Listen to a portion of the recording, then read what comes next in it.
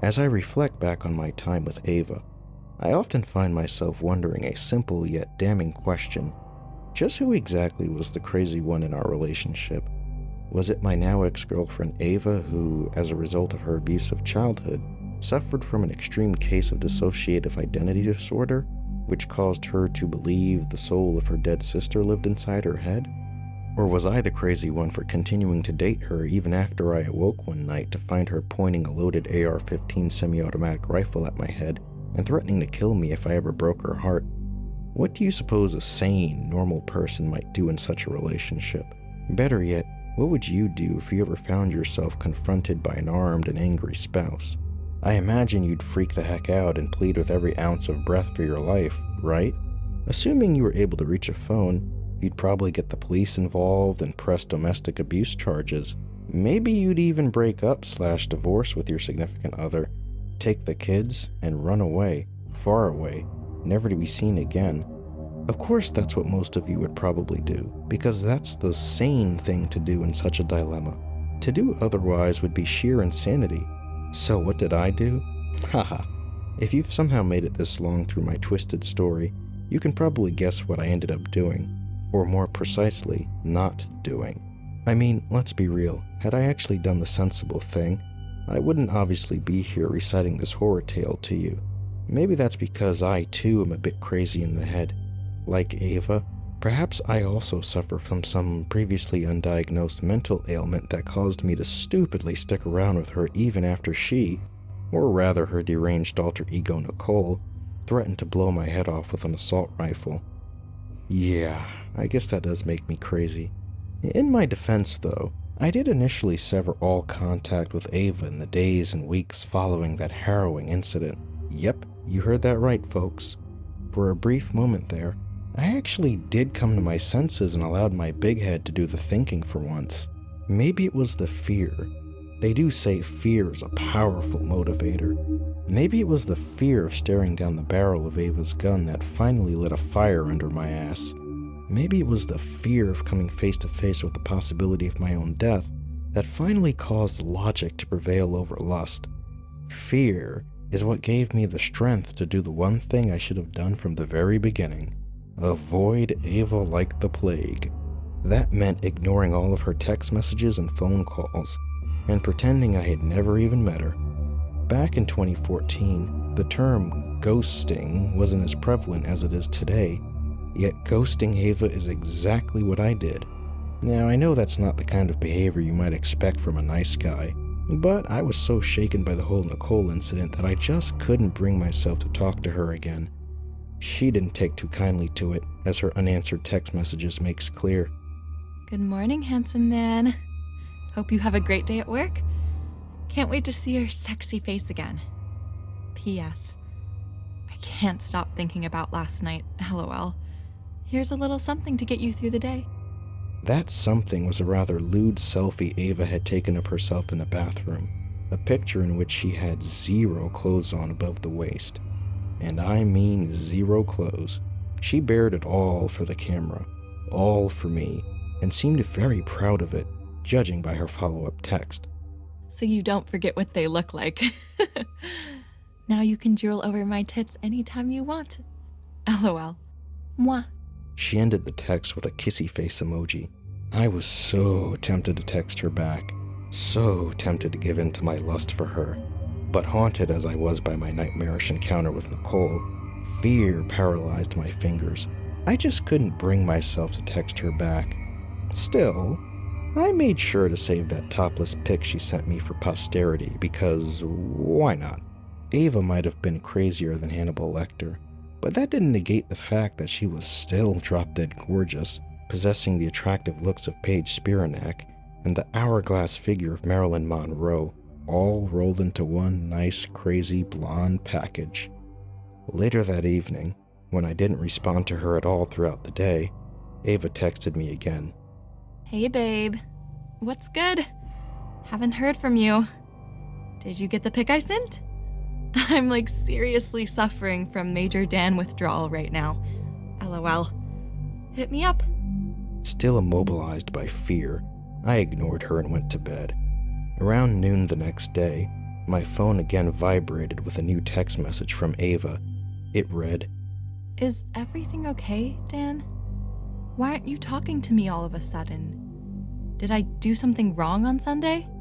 Reading that made me realize Ava had absolutely no recollection of ever threatening me with a gun. I thought about replying this time and telling her what happened. I thought about telling her how the entire incident left me fearful for my life, and understandably so, but I just couldn't do it. Opening up a line of dialogue with her would only lead to me seeing her again, and quite possibly seeing Nicole again too. Who's not to say her evil Darth Vader half wouldn't go through with her threat the next time we came face to face? The possibility of that scared me shitless. Rather than respond to Ava, I shut off my phone and placed it in my desk drawer, thinking that would relieve any further temptation to talk to her. And it did, actually. The remainder of the workday passed, and when I finally powered my phone back on, a flood of angry messages blew up my inbox. "What the fuck, Dan? Why won't you answer me? Why are you giving me the silent treatment? Is this it then? Are you just gonna cut me off like nothing ever happened? I thought we had something special. You said you loved me.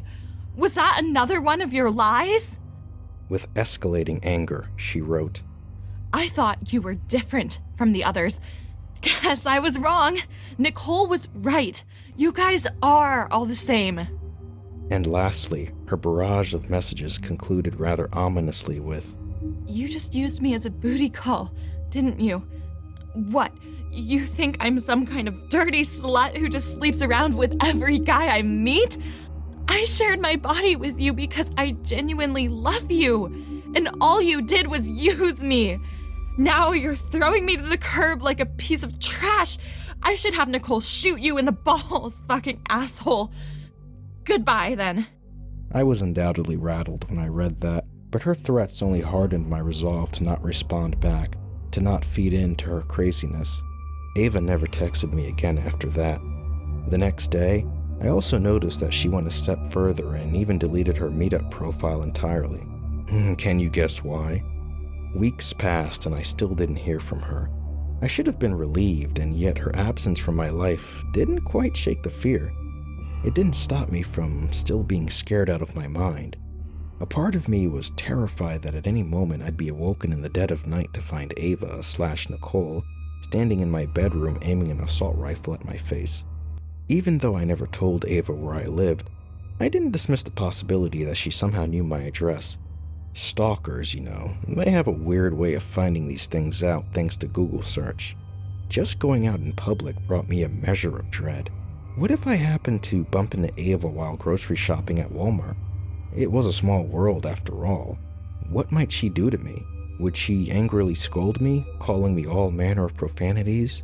Or perhaps even worse, would she transform into Nicole and blow a small smoking hole through my forehead with the Glock 19 she carried, murdering me in a fit of scorned lover's rage? Fortunately, none of those harrowing scenarios ever came to fruition in the weeks following her final text message to me. Ava and I never crossed paths again. That is, until I made the ultra-dumb mistake of signing up for another Geeks and Gamers movie meetup, this time to go see the then brand new Denzel Washington movie, The Equalizer, which is a pretty awesome movie, by the way, as a side note. Since RSVPs for the Geeks and Gamers group was public to anyone and everyone, meetup members and non-meetup members alike, that meant anyone could see where I was going to be on that particular Friday night. You can probably see where this is going. I should have been more careful about covering my tracks, but considering Ava and I hadn't spoken to each other in what was probably 2 months, I guess I figured she had moved on from me by now. Throwing caution to the wind, I left work that Friday afternoon and sped to the movie theater to enjoy what I thought was going to be a fun night out with the guys. Like before, I arrived at the theater a half hour early and bought myself a ticket. Unlike before, the rest of the meetup group, which consisted of the meetup organizer Mark and 5 other guys, was waiting in the lobby this time. I greeted them and introduced myself to everyone, shaking hands and just casually getting to know my fellow young adult geekers.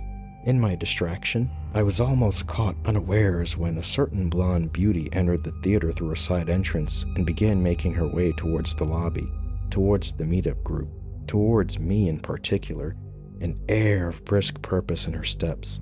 It was only by mere happenchance that I caught a glimpse of her approach out of the corner of my eye, causing me to do a quick double take. Terror immediately seized my throat, and I gasped, half choking on my breath. Color drained from my eyes and face, giving me the expression one might display if they ever saw a ghost. One of the meetup guys noticed my sudden apprehension and asked if everything was all right. Thinking fast, I told him I had to go to the bathroom and promptly excused myself from the group. In my hasty retreat, I did my best to duck and weave in between crowds of moviegoers so as to lose her. It honestly felt like a game of cat and mouse, with me being the unfortunate little mouse. About halfway to my destination, I stole a frightful glance over my shoulder to see if the cat was still stalking her prey. She wasn't. In fact, I couldn't see her anywhere. She wasn't with the meetup group, she wasn't anywhere in the lobby, nor was she over at the arcade or concession stands. She was nowhere to be found. But that didn't seem right to me. How could she just vanish like that? Or was I seeing things?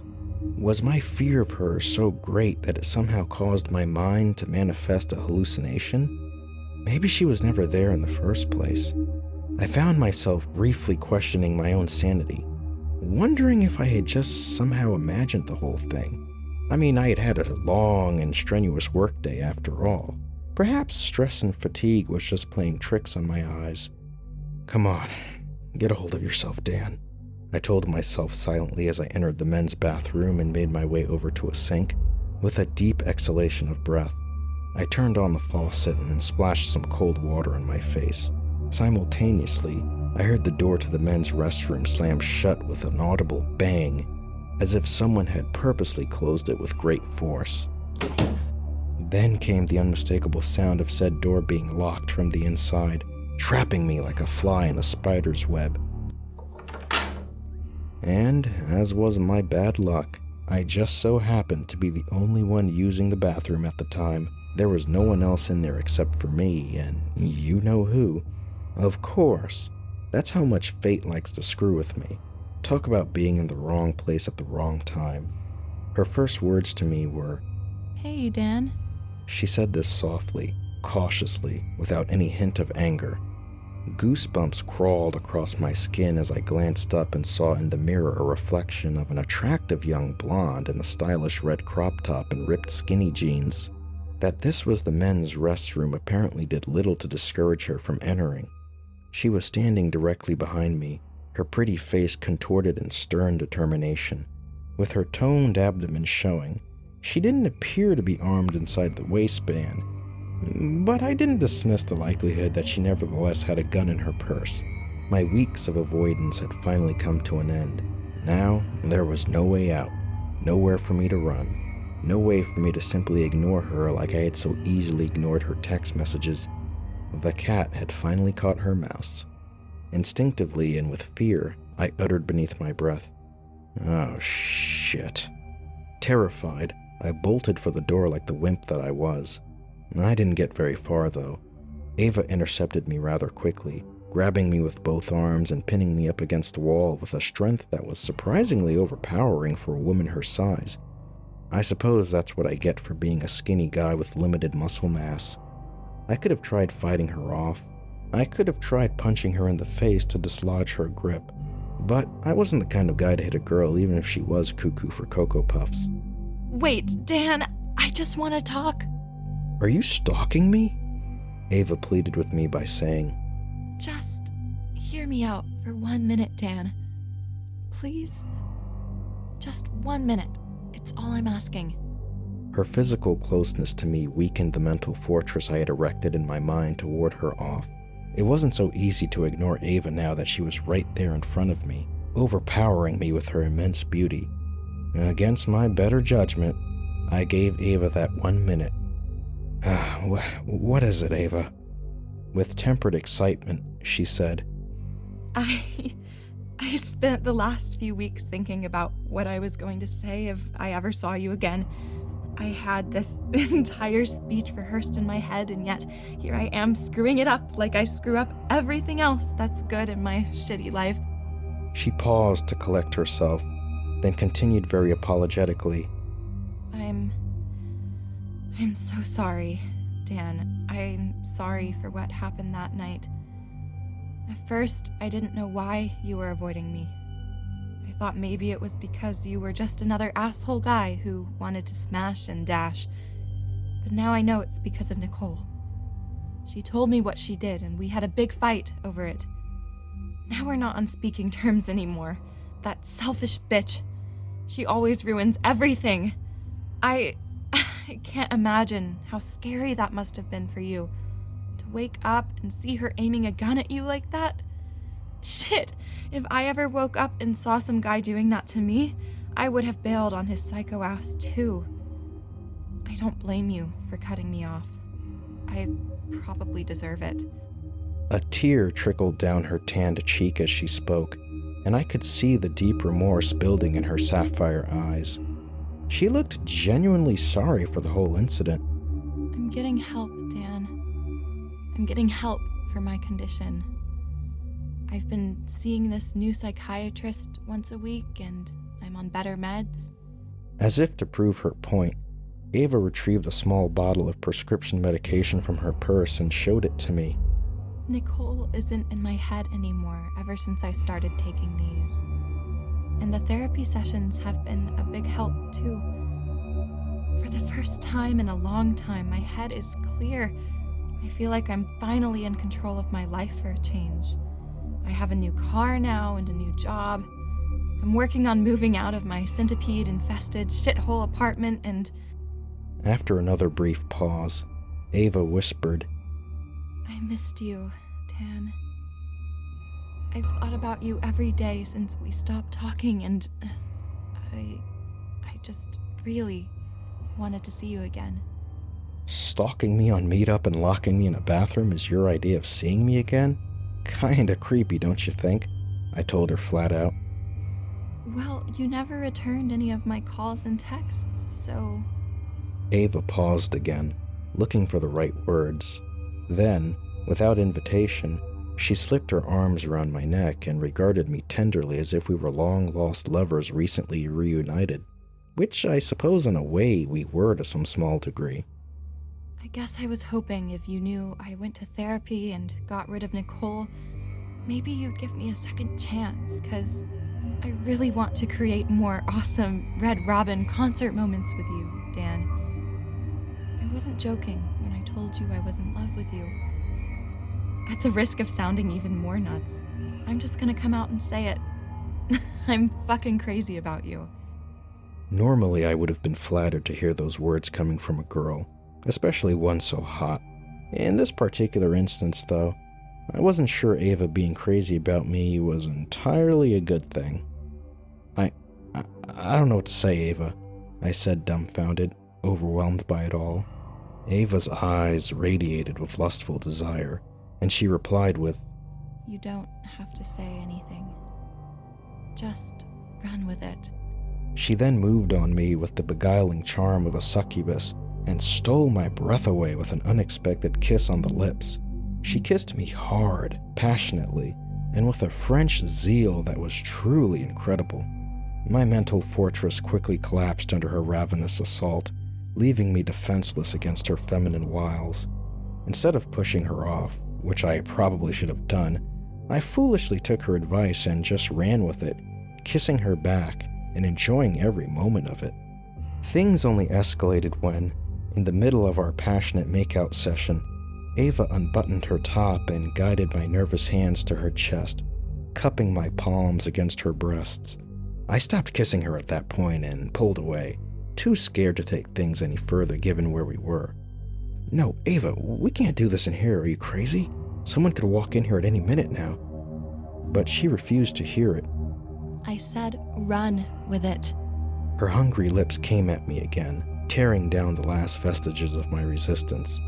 Overcome by hormones and my intense physical attraction to her, I finally faltered and gave in to one of the 7 deadly sins. It was only through blind luck, or the simple fact that the restroom door was locked, that no one stumbled upon our naughty indecency. That would not have ended well for sure. See what you've been missing for the past 2 months? Ava said teasingly to me in the aftermath of our steamy quickie. You could have had this every day if you wanted to. Your loss. I still couldn't understand what Ava saw in me. Was it my nice guy demeanor, my average looks, my geekiness? I flat out asked her, "Look, this sort of thing doesn't usually happen to me. I don't even know what you see in me, to be honest." Ava regarded me steadfast. Well, for one, you're cute as a button. I'm not really into the guys who like to flaunt their 6-packs and act like they're all that, like I'm supposed to give a rat's ass about them because they hit the gym every day. Those guys are nothing but fake assholes. They treat women like shit. Been there, done that. Not interested. But you're down to earth and a geek like me.